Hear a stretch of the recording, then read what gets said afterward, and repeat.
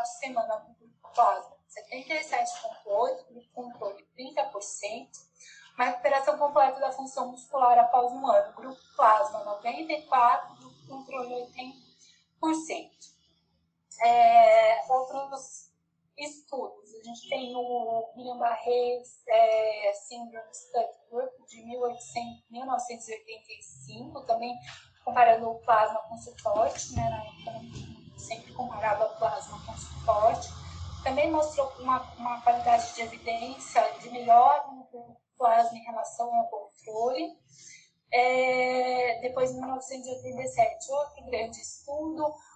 Um dos mais importantes da plasma foi esse de 1997. Ele foi um estudo que teve vários braços, inclusive comparando, por exemplo, plasma em 2 dias, plasma em 4 dias, plasma em 8 dias, doses diferentes da plasma, né? Também mostrou uma evidência de qualidade na comparação de plasma com tratamentos fortes. Esse estudo também teve um braço que comparou plasma com imuno, mostrando elas serem terapias equivalentes. E em relação a imuno também, quando começaram os estudos da imunoglobulina, a plasma já era considerada o tratamento padrão ouro, vamos falar assim, né? Já era considerado um tratamento aceitável. Então, não tem estudo de imunoglobulina versus placebo, existe, a maioria já compara com o plasma.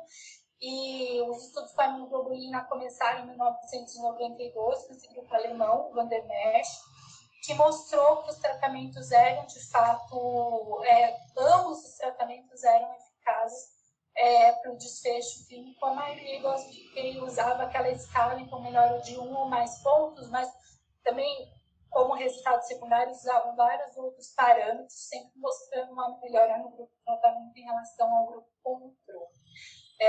Em relação nesse estudo que eu expliquei, que ele também fez uma comparação de plasma com a imuno, ele mostrou menos efeito adverso no grupo imuno, né? O principal efeito adverso no grupo plasma era a estabilidade pressórica. Bom, então, como resumo de tratamento, a gente sabe que tanto a imunoglobulina humana quanto a plasmaférese são tratamentos eficazes para síndrome de Guillain-Barré. Plasmaférese pode ser feita em até 4 semanas do início do quadro, imunoglobulina, o que a gente tem de evidência até 2 semanas. Foram feitos vários estudos também, vários não, mas alguns estudos que compararam, por exemplo, a gente combinar tratamentos, e eles não se mostraram eficazes. E nenhum desses grupos também comparou, por exemplo, as diferentes formas de Guillain-Barré em relação à efetividade dos tratamentos. Então, a gente não tem dados na literatura que corroboram, por exemplo, que um tratamento é mais efetivo para uma forma além de outra. Tá? Passando agora do tratamento para o 6º passo aí na nossa aula, como que eu vou monitorizar as complicações? Acho que esse é um ponto aqui muito importante, porque assim, chega um paciente de Guillain-Barré no PS, a gente fez o diagnóstico, a gente começou a tratar, e aí o paciente vai para o box. Isso me preocupa bastante, porque a gente sabe que 2/3 da morte pelo Guillain-Barré, ela pode ocorrer na fase já de recuperação. Sua maioria são relacionadas por causas cardiovasculares ou respiratórias. Então, assim, as pessoas têm essa noção de que já está tratando, já vai melhorar. Não, o paciente com Guillain-Barré precisa estar sempre sendo monitorizado. Isso aqui eu acho que é o ponto fundamental de convergência do que a gente precisa de apoio de várias equipes estando de olho aí no paciente com Guillain-Barré. Né? Então, a principal coisa que a gente precisa monitorizar no paciente com Guillain-Barré é a função respiratória. Lembrar que nem sempre esses pacientes vão mostrar sinais claros de disfunção respiratória, como dispneia. E existe a regra que a gente chama do 20-30-40, né? Que é para predizer um risco de falência respiratória nesses pacientes. Então, em qualquer paciente que tiver uma capacidade vital menor que 20 ml por quilo, uma pressão expiratória máxima menor que 30, ou uma pressão expiratória máxima menor que 40, esse paciente tem risco de falência respiratória, esse paciente deve assim, tá de olho e de preferência fazer uma intubação precoce desse paciente, para não fazer intubação quando o paciente já tiver insuficiência, com maior risco de complicações. Então, esses pacientes, isso é uma regra que acho que a gente precisa estabelecer no nosso PS, de preferência estar sempre fazendo, de fato, essas medidas, porque elas são muito importantes. Além disso, a gente precisa estar sempre monitorizando a função muscular desses pacientes, então avaliação diária com uma escala MRC, também avaliação com aquela escala funcional que eu mostrei para vocês, para ver se o paciente, por exemplo, parou de deambular, se antes não era elegível para tratamento e agora é. Outra coisa muito importante, que às vezes as pessoas comem bola, deixam passar, esquece que isso é um sinal também fundamental e é uma das principais causas de morte no Guillain-Barré. Monitorização de desautonomia. Paciente com Guillain-Barré precisa estar monitorizado com frequência cardíaca, monitorização de pressão arterial. Lembrar que esses pacientes, depois que eles começam a fazer disfunção autonômica, eles podem começar com disfunção urinária, tá? Fazer monitorização das funções bulbares, então sempre avaliar a deglutição e tosse. Acho que esses cuidados, assim, tem que estar na cabeça de qualquer pessoa que está fazendo tratamento de um paciente com Guillain-Barré. Bom, e o que mais a gente tem que se preocupar, né? Quais são as possíveis complicações precoces desse paciente?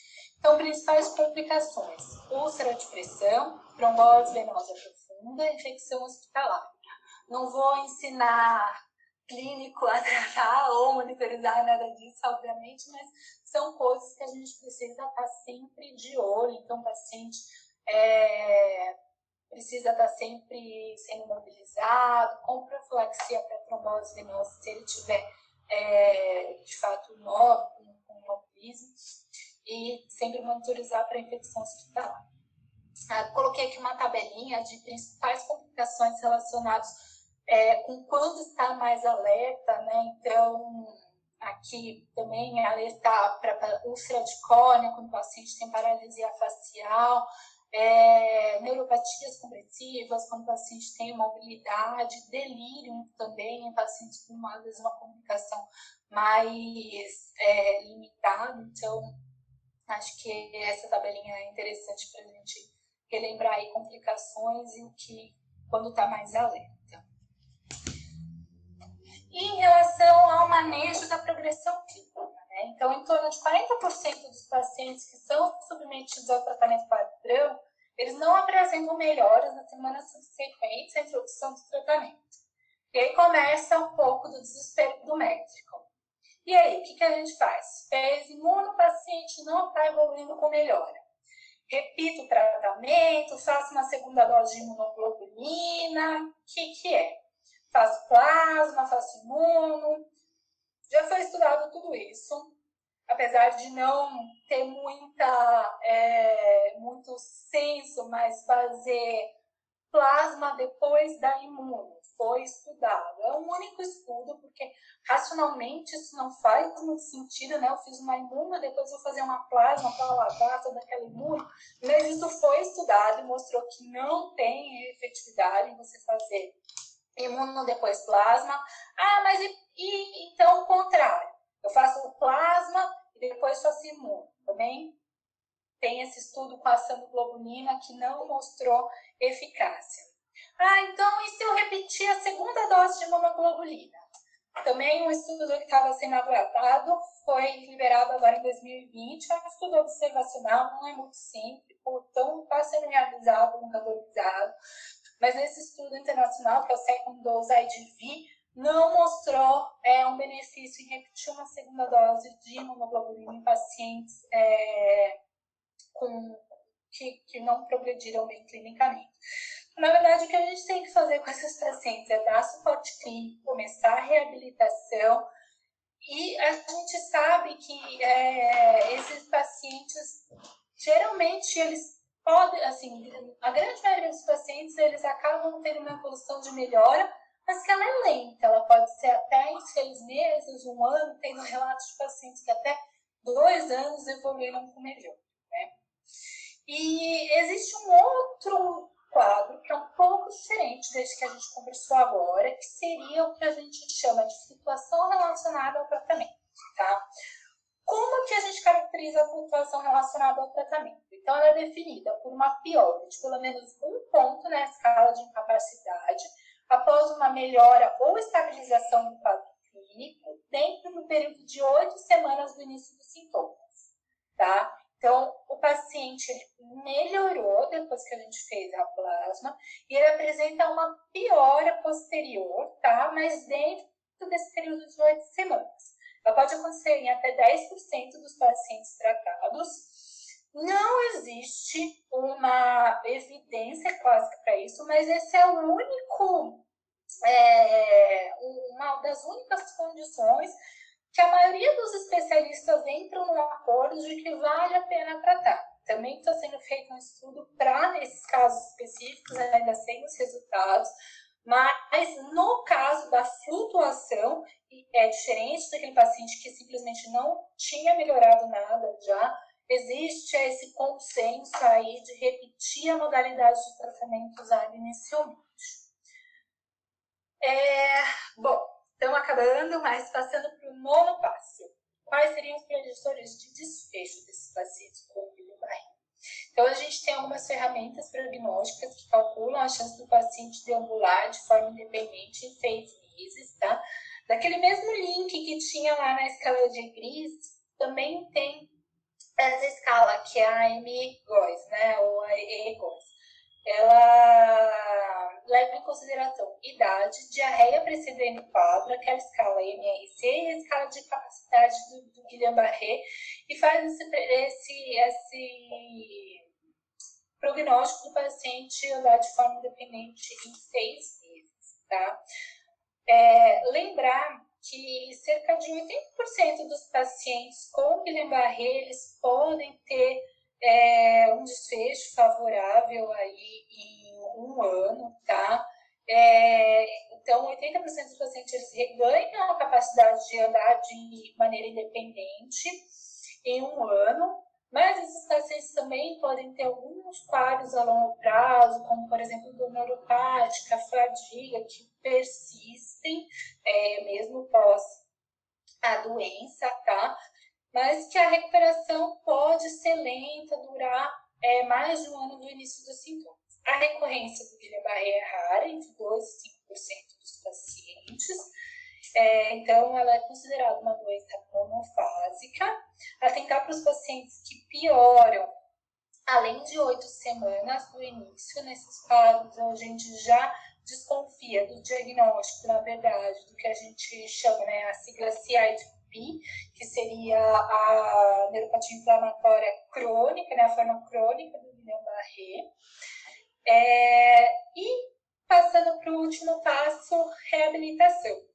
Reabilitação, ela pode ser estabelecida de forma precoce, né? Acho interessante trazer esse passo nessa aula assim, para o PS, porque a reabilitação do paciente ela deve ser estabelecida o mais precoce possível.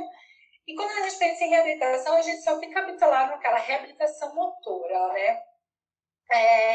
O paciente com Guillain-Barré, além da parte motora, ele pode ter vários fatores que geram uma diminuição na qualidade de vida, passando pela fadiga, dor, estresse psicológico. Lembrar que o paciente com Guillain-Barré, ele mantém o seu nível de consciência, é um paciente que não tem uma encefalopatia, uma disfunção na maioria dos casos. Então, toda vez que for falar algo na frente desse paciente, tomar cuidado com o que está sendo falado, explicar todo o procedimento que você for fazer para esse paciente.